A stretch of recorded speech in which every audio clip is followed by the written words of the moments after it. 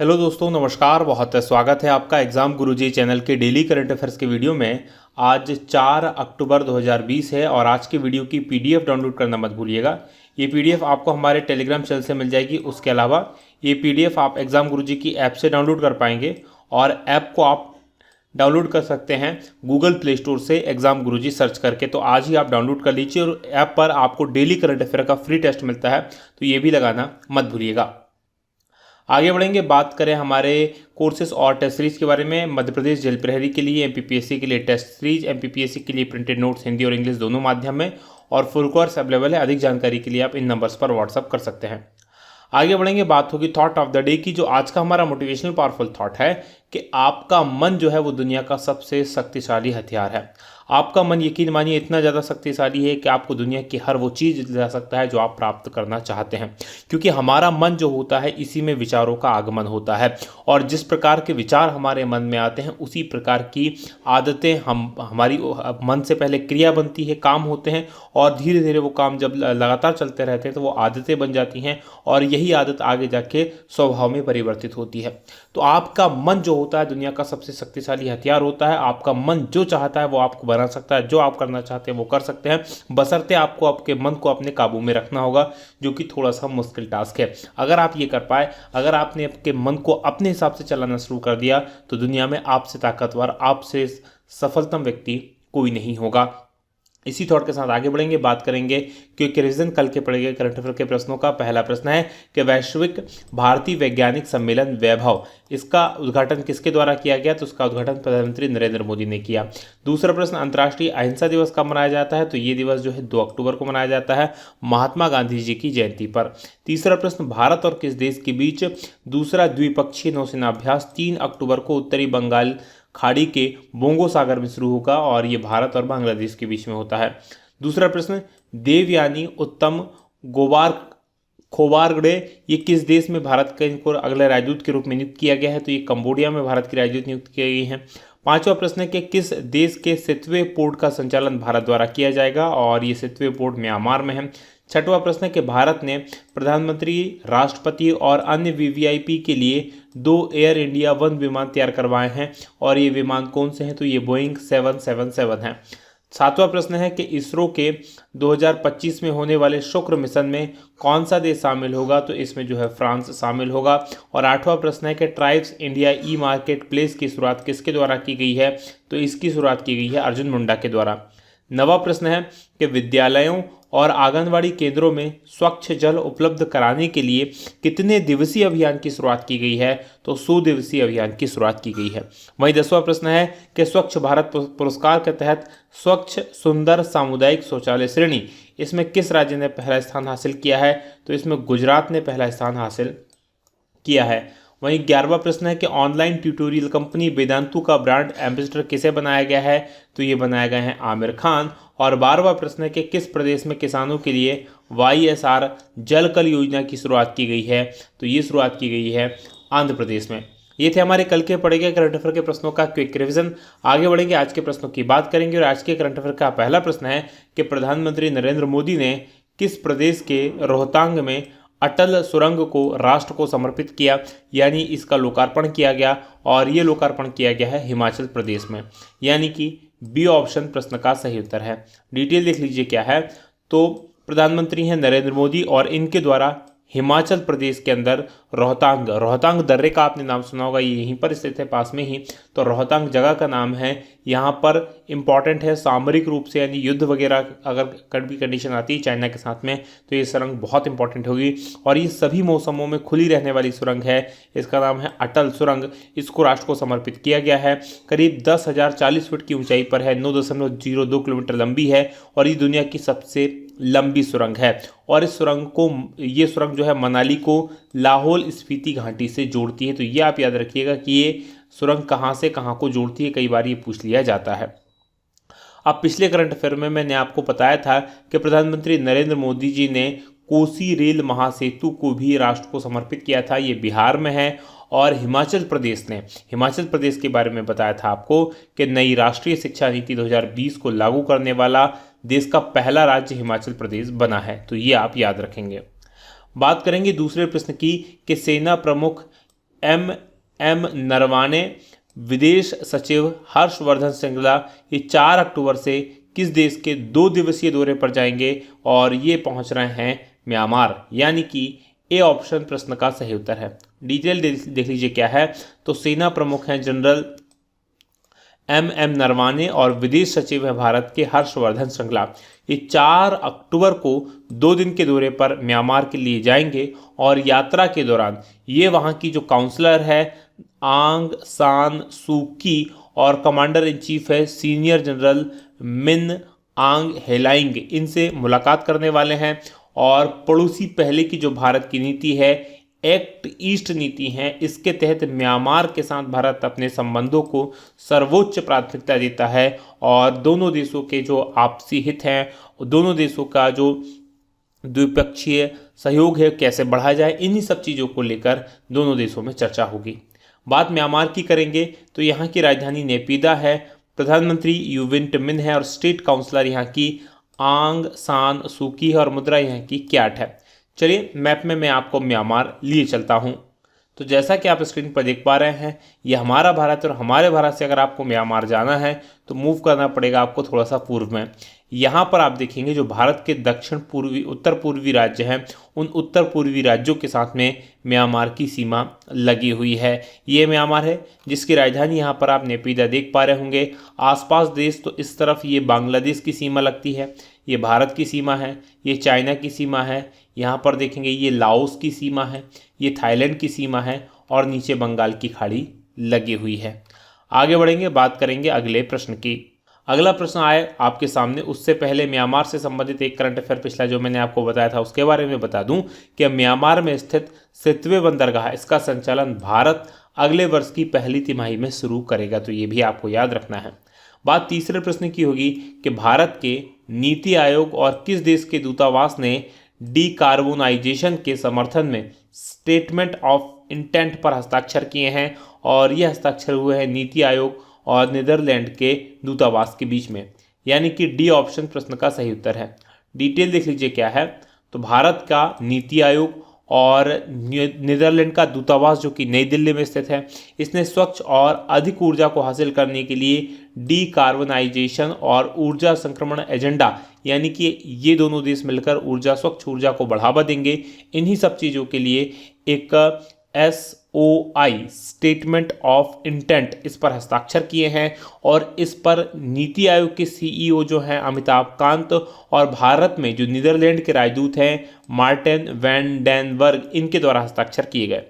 इस SOI के तहत शुरू की गई जो अलग अलग पहलें हैं इन दोनों देशों को जलवायु लचीली अर्थव्यवस्था बनाने की दिशा में बढ़ने में मदद करेगी, यानी कि हमारी जो जलवायु है उसमें कम से कम कार्बन हम जाएँ बाहर छोड़ें, तो इन्हीं सब चीज़ों के बारे में ये पूरा SOI है। बात नीदरलैंड की करेंगे, यहाँ की राजधानी एम्स्टर्डम है, यहाँ के प्रधानमंत्री मार्क रूट है और मुद्रा यहाँ की एंटिलस गिलर्ड है। चलिए मैप में मैं आपको अब नीदरलैंड लिए चलता हूँ। जैसा कि आप स्क्रीन पर देख पा रहे हैं हमारा भारत है और हमारे भारत से अगर आपको नीदरलैंड जाना है तो मूव करना पड़ेगा आपको। यहाँ पर आप पहुँचेंगे यूरोप और यूरोप में ये जो जगह आपको दिखाई दे रही है इसके पास में देखेंगे ये जो है ऑरेंज कलर का देश ये नीदरलैंड्स है। नीदरलैंड्स की राजधानी यहाँ पर है एम्स्टर्डम, आप देख पा रहे होंगे और यहीं पर अंतर्राष्ट्रीय न्यायालय है द हैग के अंदर, ये आप देख पा रहे होंगे ये द हैग भी नीदरलैंड्स में ही है। आसपास कौन कौन से देश हैं, तो इस तरफ इसकी सीमा जर्मनी के साथ में और इस तरफ इसकी सीमा बेल्जियम के साथ में लगी है और इस तरफ यानी उत्तर की तरफ नॉर्थ सी है। आगे बढ़ेंगे, बात करेंगे अगले प्रश्न की। अगला प्रश्न आपके सामने चौथा है कि हाल ही में किस देश के सैन्य विमान ने पहली बार रक्षा संधि के तहत भारतीय एयरवेज पर ईंधन भरा है और ये ईंधन भरा है रूस के नेवी के एक सैन्य विमान ने, यानी कि सी ऑप्शन अमेरिका के एक सैन्य विमान ने, यानी कि सी ऑप्शन प्रश्न का सही उत्तर है। डिटेल देख लीजिए क्या है। तो पहली बार अमेरिका के लंबी दूरी का जो समुद्री गश्ती विमान है उसने अंडमान निकोबार द्वीप से ईंधन भरा है। ये आपको याद रखना है। भारत और अमेरिका के बीच में साल 2016 में पारस्परिक सैन्य रसद संधि हुई थी, logistics exchange memorandum of agreement हुआ था और इन दोनों के तहत एक दूसरे के युद्धपोतों को ईंधन भरने और परिचालन की सुविधा प्रदान करने पर भारत और अमेरिका इस पर क्या हुए थे, रजामंद हुए थे, एक दूसरे से एग्री किया था। और भारत को 2 बार इस प्रकार की सहायता अमेरिका पहले ही दे चुका है। तो ये आप याद रखेंगे। सबसे पहले 2017 में ये सहायता भारत को एक समुद्री जहाज को दी थी और एक और बार भारत को इस प्रकार की सहायता दी जा चुकी है। अमेरिका ने पहली बार भारत से इस प्रकार की सहायता ली है, तो ये आप याद रखेंगे। और संयुक्त राज्य अमेरिका की बात करें तो यहाँ की राजधानी वॉशिंगटन डीसी है, राष्ट्रपति यहाँ के डोनाल्ड ट्रंप है, मुद्रा यहाँ की अमेरिकन डॉलर है। चलिए मैप में मैं आपको अब अमेरिका लिए चलता हूँ। तो जैसा कि आप स्क्रीन पर देख पा रहे हैं, ये हमारा भारत है और हमारे भारत से अगर आपको अमेरिका जाना है तो मूव करना पड़ेगा जस्ट अपोजिट साइड, पीछे की तरफ। ये अमेरिका है जिसकी राजधानी आप देख पाएंगे इसके पूर्वी तट पर, ये वॉशिंगटन डीसी इसकी राजधानी है और ऊपर इसकी सीमा लगी हुई है कनाडा के साथ में, नीचे इसकी सीमा लगी हुई है मैक्सिको के साथ में।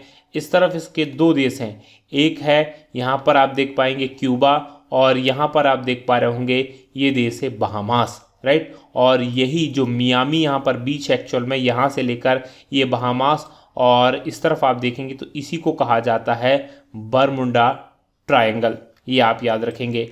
और इसी का एक राज्य है यहाँ पर अलास्का, ये वाला जो राज्य है ये भी अमेरिका का ही राज्य है। आगे बढ़ेंगे, बात करेंगे अगले प्रश्न की। अगला प्रश्न 5वां है कि डीआरडीओ ने कहाँ से परमाणु क्षमता वाली बैलिस्टिक मिसाइल सौर्य का सफलतापूर्वक परीक्षण किया है, और इसका परीक्षण किया गया अब्दुल कलाम द्वीप पर, यानी कि ए ऑप्शन प्रश्न का सही उत्तर है। डिटेल लिख लीजिए क्या है। तो डीआरडीओ ने अब्दुल कलाम द्वीप से परमाणु क्षमता वाली बैलिस्टिक मिसाइल सौर्य का सफलतापूर्वक परीक्षण किया है। ये अब्दुल कलाम द्वीप, पहले इसको व्हीलर द्वीप के नाम से जाना जाता था, ये उड़ीसा में स्थित है, लेकिन बाद में इसका नाम एपीजे अब्दुल कलाम के सम्मान में अब्दुल कलाम द्वीप के नाम से चेंज कर दिया गया उड़ीसा की सरकार के द्वारा। जमीन से जमीन पर मार करने वाली ये मिसाइल करीब 800 किलोमीटर दूरी तक लक्ष्य को भेज सकती है और ध्वनि की गति से 6 गुना अधिक रफ्तार से ये अपने मार्ग की ओर जा सकती है, अपने लक्ष्य की ओर जा सकती है, ये आपको याद रखना है। बात डीआरडीओ की करेंगे, यानी कि defence research and development organisation की, तो इसकी स्थापना हुई थी 1958 में। अध्यक्ष है जी सतीश रेड्डी और मोटो है वलश मूलम विज्ञानम, यानी कि स्ट्रेंथ्स ओरिजिन इन साइंस। बढ़ेंगे पिछले करंट अफेयर में डीआरडीओ के और जो सफलतापूर्वक परीक्षण हुए उन्हीं की बात करें तो 30 सितंबर को डीआरडीओ ने ब्रह्मोस सुपरसोनिक मिसाइल का सफलतापूर्वक परीक्षण किया था। उसके अलावा अहमदनगर में MBT अर्जुन से लेज़र गाइडेड टैंक रोधी मिसाइल का सफलतापूर्वक परीक्षण किया गया था। 23 सितंबर को अभ्यास नाम के एक तेज रफ्तार एक्सपेंडेबल एरियल टारगेट यान का सफल उड़ान परीक्षण हुआ था। और उड़ीसा के डॉक्टर अब्दुल कलाम द्वीप से मानव रहित स्क्रैमजेट हाइपरसोनिक स्पीड फ्लाइट का भी सफल परीक्षण किया था डीआरडीओ ने 8 सितंबर को। ये आपको याद रखना है।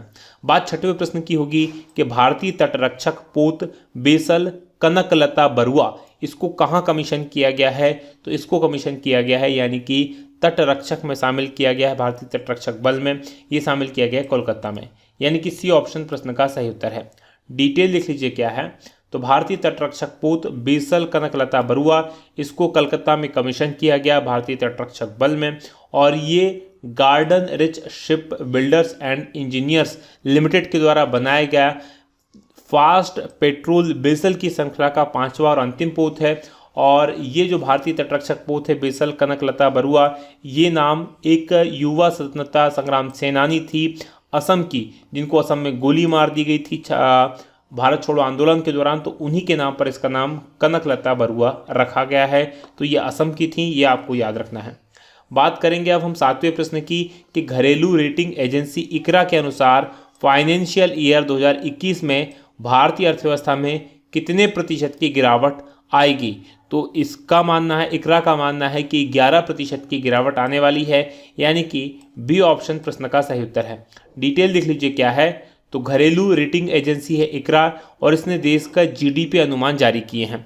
जीडीपी अनुमान को घटा दिया है, पहले कुछ और अनुमान 9.5% का अनुमान लगाया था कि इतना कम होगा, लेकिन फिर से इसको घटाकर अब 11% कर दिया है कि 11% का संकुचन रहेगा, कमी रहेगी। और मुख्य कारण क्या है संकोचन के पीछे का? कोविड-19 के मामलों की बढ़ती संख्या। बात पिछले करंट अफेयर में दूसरी और रेटिंग एजेंसीज ने जो भारत का जीडीपी का अनुमान जारी किया उनकी बात कर लेते हैं। तो मूडीज ने 11.5% गिरावट का अनुमान जारी किया है इस वित्तीय वर्ष में। फिच ने 10.5% की गिरावट का अनुमान जारी किया है। घरेलू रेटिंग एजेंसी है क्रिसिल, इसने 9% का अनुमान, और इंडिया रेटिंग्स ने 11.8% में भारतीय अर्थव्यवस्था में गिरावट का अनुमान जारी किया है।